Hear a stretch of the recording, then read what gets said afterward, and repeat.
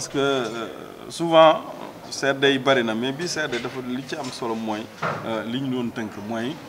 ñaari pàcc la yoo xamante ni benn bi dañu bëgg lu gën a ñoŋal wér-gu-yaramu njaboot gi lu dem ci yaay ji ak doom ji parce que buñ ne yaay ak doom rek famille la ñu bëgg a wax. beneen bi mooy ñu seet naka la ñu mën a sorilee njuru lu ñuy wax planification familiale loolu itam day dugg ci li mën a gën a ñoŋal wér-gu-yaramu yaay ji ak doom ji ba jëm ci njaboot gi. loolu nag ministère de la santé defoon ci liggéey bu yaatu boo xam ne dafa tàmbali woon ci ñun yéeg ci kaw ba ñu demee ba tënk nag yëf yi ba ñu valider ko ba ni lii baax na ministère de la santé à travers de la direction de la santé de la mère et de l'enfant mu ni dellu leen fa ngeen taataane woon yëf yi ngeen wax leen li ñu tënk lan la. donc bi ñu ñëwee ñu tënk loolu waxtaane ko ñoom ñu wax ñu lan la ñu def ñun ñu gis suñu bopp ci li nga xam ne moom la ñu taataanoon ñu delloowaat ñu ko loolu nekk mbégte ci ñun waaye nag ñu ni pour ñu mën koo doxal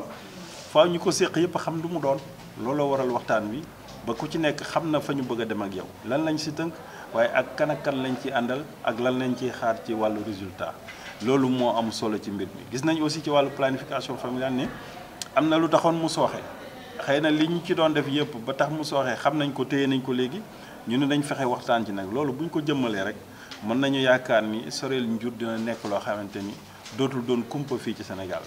waaye sorel njuru nag biñ koy wax ñoom préciser nañ ko ñi nga xam ne dañoo nekk ci sëy la ñuy wax surtout ñu xam nu ñuy demee xam nu ñuy waxee ak xam nu ñuy jëfee kon loolu bu leeree ci bopp yi ba ñu xam fu ñu jëm ñu war a dem ci planification régionale ba directeur de la santé ak ñi mu àndal ñoom ñëpp xam li ñu war a def foog naa ni ñun nag am nañu sañ-sañu ne leen nag comme jox ngeen ñu lii te wan ngeen ñu yoon wu ñu war a jaar ñun lii lañ leen di indil ci résultat te fas nañu yéene indi résultat pour que région de Thiès améliore santé de la mère et de l'enfant mais aussi gën a jëmmal planification familiale ci dundinu. Aujourd'hui on était là pour partager sur deux plans le plan stratégique de la santé de la reproduction mais aussi le plan d'action budgétisé de la planification familiale. Ces deux plans quand vous regardez touchent la santé de la mère et de l'enfant.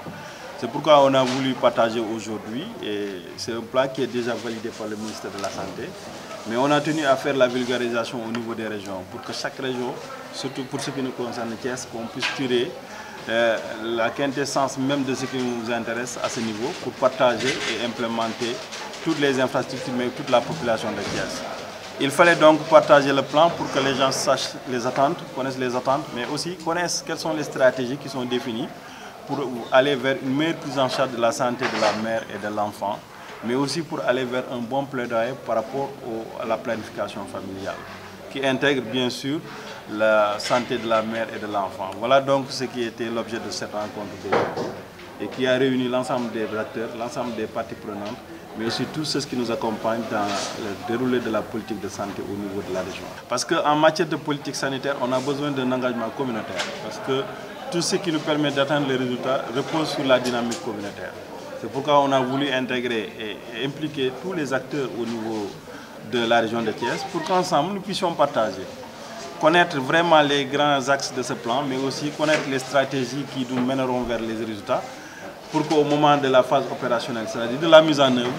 qu'on puisse aller vers une dynamique concertée où chacun saura ce qu'on attend de lui, mais aussi chacun saura ce qu'il doit faire pour une meilleure prise en charge de cette santé au niveau de la région de Thiès.